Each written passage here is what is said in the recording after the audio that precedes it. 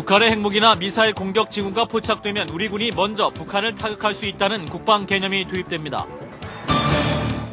쌍용차 직원 3천여 명이 오늘 공장 담장을 부수고 공장 안으로 진입한 데 이어서 경찰력까지 투입돼서 부상자가 속출하고 있습니다. 정부가 시국선언에 참여한 전교조 교사 모두를 징계하겠다는 입장을 밝혔습니다.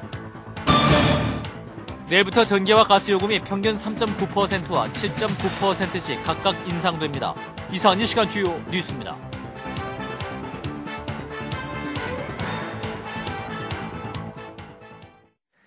시청자 여러분 안녕하십니까? 북한이 남한을 향해서 핵무기와 미사일을 발사할 징후가 포착되면 우리가 북한을 선제 타격할 수 있다는 국방 개념이 도입됩니다. 이재준 기자입니다. 2020년 우리 군의 청사진을 담은 국방개혁 기본계획 수정안이 윤곽을 드러냈습니다. 이상희 국방장관과 김태영 합참의장은 잠시 전 브리핑을 통해 군 구조 개편과 필수 전력 확보를 골자로 한 개혁안을 공개했습니다. 참여정부 때 만든 원안을 다듬은 이번 수정안에서 가장 눈에 띄는 것은 북한에 대한 선제 타격 개념입니다. 북한의 비대칭 위협을 최대한 북측 지역에서 차단 제거하기 위해 정찰과 정밀 타격, 요격 능력을 확충한다고 명시했습니다. 북한이 핵무기나 미사일을 발사할 징후가 포착되면 선제 타격도 가능하다는 것인데 이런 개념이 국방개혁안에 포함되긴 이번이 처음입니다. 이에 따라 군은 인공위성과 무인 정찰기 등 감시 장비를 총동원하고 유사시 F-15K 전투기를 출동해 북한의 발사대와 발사기지를 타격한다는 계획입니다. 또 패트리어트 미사일과 이지스함의 해상 요격 유도탄도 요격에 동원됩니다. 군 당국은 사안의 민감성을 감안해 선제 공격 개념은 아니라며 부인하고 있지만 준전시 상황에선 군 수뇌부의 판단에 따를 것이라며 가능성을 열어놨습니다. 이번 수정안에는 또 3,000명 규모의 해외 파병 전담 부대를 창설한다는 내용도 포함되어 있어서 아프간 파병 논란이 다시 뜨거워질 전망입니다. CBS 뉴스 이재준입니다. 한나라당이 비정규직법 개정과 관련해서 비정규직법 시행을 2년간 유예하고 정규직 전환지원금 1조 원을 편성하는 방안을 야당과 노동계에 제안했습니다. 한나라당 환경노동위 간사인 조원진 의원은 오늘 의원총회에서 정부에서 4년 연장안을 제출했지만 당에서는 2007년에 사회적 합의를 통해 만든 비정규직 2년 사용기간의 틀은 유지하기로 했다고 밝혔습니다. 그러나 노동계는 정치권이 비정규직법 시행을 유예할 경우에 5자 연석회담에서 탈퇴하겠다고 선언한 바 있어 노동계와 정치권 간의 갈등은 더욱 커질 전망입니다.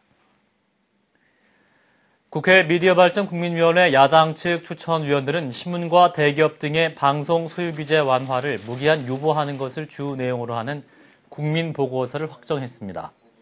보고서는 한나라당의 미디어법 개정안의 핵심 내용 가운데 방송 소유 규제 완화와 1인 소유 지분 확대, 지상파 방송과 케이블 SO의 겸용 불허 등 전면 수정할 것을 요구했습니다. 한편 민주당과 민주노동당, 창조한국당, 진보신당 그리고 시민사회단체들은 오늘 국회 본청 앞에서 공동 기자회견을 갖고 한나라당의 단독국회 개원을 규탄하면서 미디어법과 비정규직법 강행 처리를 결사 저지할 것이라고 밝혔습니다. 노노 간의 갈등을 빚어온 쌍용차에서 결국 충돌 사태가 발생했습니다. 쌍용차 직원 3천여 명이 오늘 공장 담장을 부수고 공장 안으로 진입한 데 이어서 경찰력까지 투입돼 부상자가 속출하고 있습니다. 보도에 최선욱 기자입니다. 흰색 복장갑을 낀 채로 비무장한 임직원들은 기숙사역 쪽문 쪽의 담장 곳곳을 무너뜨렸습니다. 순식간에 2,000명이 넘는 직원들이 공장에 진입하자 이에 맞섰던 점거 파업 참여 노조원들은 쇠파이프를 휘두르고 우수차와 휴대용 소화기를 분사하며 격렬하게 저항했습니다. 이 과정에서 노조원들의 휘두른 쇠파이프에 맞아 직원 19명이 다쳤고 11명이 119 구급차에 실려 병원에 후송됐습니다. 점거 농성을 벌였던 500여 명의 노조원은 직원들의 공장 진입 3시간 만에 300여 미터 떨어진 본관 건물까지 내줬고 결국 차량 도장실로 이동했습니다. 공권력도 투입됐습니다. 오후 5시쯤 공장에 진입한 경찰 500여 명은 직원과 노조원들 사이에서 발생할지도 모를 유혈 사태에 대비했습니다. 이 시간 현재 점거 농성을 벌였던 노조원 600여 명은 공장 내 차량 도장실을 점거한 채 농성을 계속하고 있습니다. 이곳 도장실에는 23만 리터에 이르는 신나와 인화성 물질이 있는 것으로 알려져 접근은 어려울 것으로 보입니다. 노나 간의 갈등에서 충돌로 이어진 쌍용차 사태, 상처의 골은 점점 깊어지고 있습니다. 지금까지 쌍용차 평택공장에서 CBS 뉴스 최선욱입니다. 시국선언에 참여한 전교조 소속 교사 88명이 해임이나 정직 조치를 받는 등 전교조 합법화 이후에 최대 규모의 중징계가 내려졌습니다. 교육과학기술부는 오늘 전국시도 부교육감 회의를 소집해서 시국선언 참여 교사 총 17,000여 명 가운데 서명 운동을 이끈 88명을 해임이나 정직 등 중징계하고 검찰에 고발하겠다고 밝혔습니다. 교육과학기술부는 신성한 교육 현장이 정치 이념으로 물들도록 한 것은 용납할 수 없는 행위라며 법과 원칙에 따라 엄정 대응이 필요하다고 판단해 단호한 결정을 내렸다고 설명했습니다. 이에 대해 전 교조 측은 정부가 교사들의 입을 막는 데 급급하다면서 40만 교사가 참여하는 제2차 시국선언을 전개할 것이라고 반발했습니다. 내일부터 전기요금은 평균 3.9%, 가스요금은 평균 7.9%씩 인상됩니다. 지식경제부는 주택용과 농사용 전기요금은 동결하는 대신 원가보다 상대적으로 가격이 낮은 산업용과 가로 등 교육용 전기요금을 6.9%씩 인상하는 등 평균 3.9% 인상한다고 밝혔습니다. 가스요금은 가정용이 5.1%, 산업용은 9.8% 인상되는 등 평균 7.9% 인상됩니다. 이번 전기와 가스요금 인상으로 일반 가정의 경우 전기요금은 추가 부담이 없지만 상가와 건물은 월 평균 약 6,700원, 산업체는 월 평균 23만 원가량 요금 부담이 늘어나게 됩니다. 강성철 부산대 교수를 KBS 보궐이사로 임명한 이명박 대통령의 처분을 취소하라는 법원의 판결이 나왔습니다. 서울행정법원 행정사부는 신태섭 전 KBS 이사가 대통령과 방송통신위원회를 상대로 낸 임명처분 무효 확인 청구 소송에서 강 교수의 KBS 이사 임명처분을 취소하라고 판결했습니다. 재판부는 신 전 이사의 동의대 교수직 해임과 KBS 이사직 박탈은 무효라면서 해임 자체가 무효이기 때문에 이를 전제로 한 강 교수의 임명도 위법이라고 밝혔습니다. 백범 김구 선생 서거 60주기 추모식이 오늘 오전 서울 효창동 백범기념관에서 열렸습니다. 백범기념사업회 관계자들과 일반 시민 등 참석자들은 자주 독립과 통일을 위해 평생을 바친 고인의 뜻을 기렸습니다.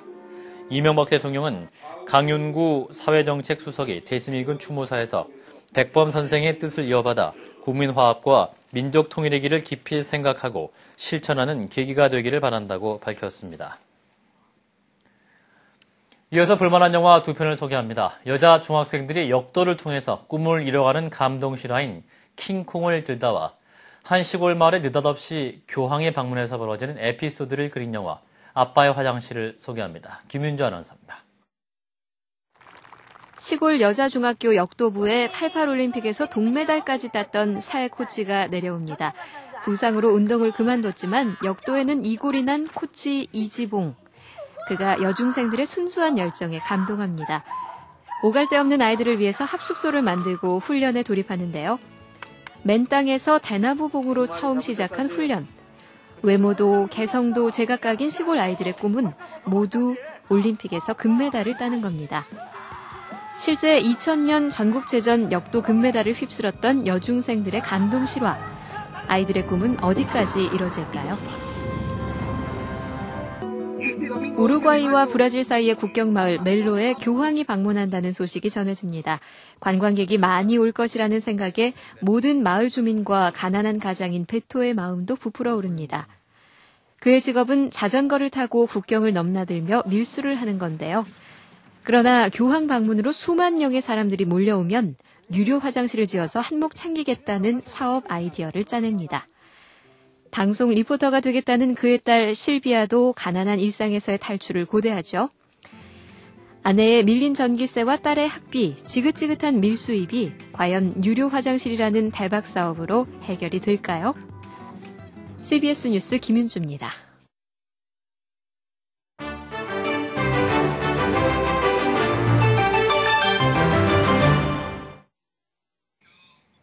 팝의 황제로 불렸던 마이클 잭슨이 심장마비로 사망했습니다.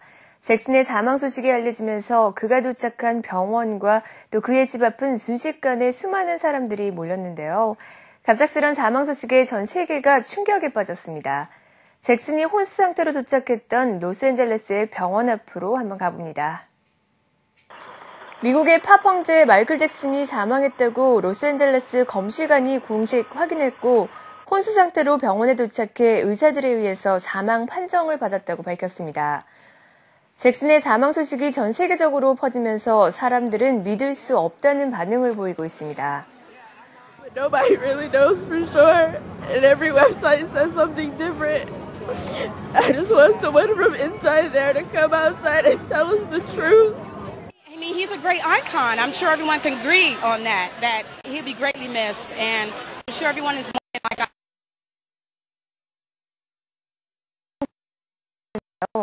4시간 반에 이르는 신체 검사를 무사히 통과해 별다른 이상이 없었고 다음 달 런던에서 열릴 컴백 콘서트 준비 중이었던 것으로 알려져 전 세계 팬들은 더욱 안타까워하고 있습니다. 독일 브란덴부르크 광장에 오바마 가면을 쓴 슈퍼맨과 메르켈 독일 총리 가면을 쓴 원더우먼이 나타났습니다.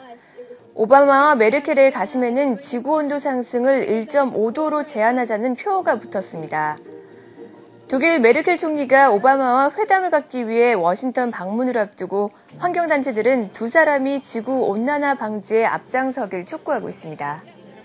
체코와 독일, 오스트리아 등 유럽 곳곳에서는 홍수 피해에 시달리고 있습니다. 체코는 강물이 넘쳐흐르고 침수 피해 등으로 10명이 숨지면서 정부는 홍수로 인한 비상사태를 선포했습니다. 오스트리아에서도 50년 만에 최악의 폭우가 쏟아지면서 유명 화가들의 작품을 소장한 박물관에서는 약 95만 점의 작품을 안전한 장소로 대피시켰습니다. 지금까지 박주연이었습니다.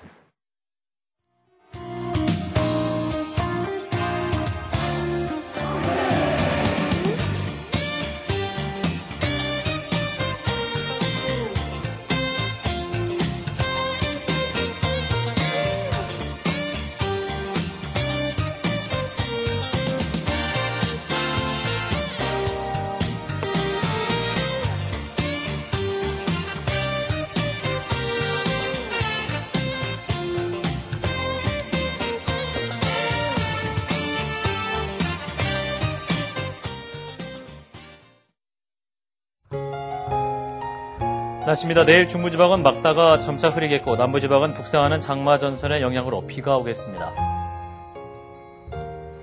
내일 아침 최저기온은 15도에서 24도로 오늘과 비슷하겠고 낮 최고기온 25도에서 31도로 덥겠습니다. 서울의 현재 기온 26.6도입니다. 이상으로 CBS 뉴스를 마칩니다. 고맙습니다.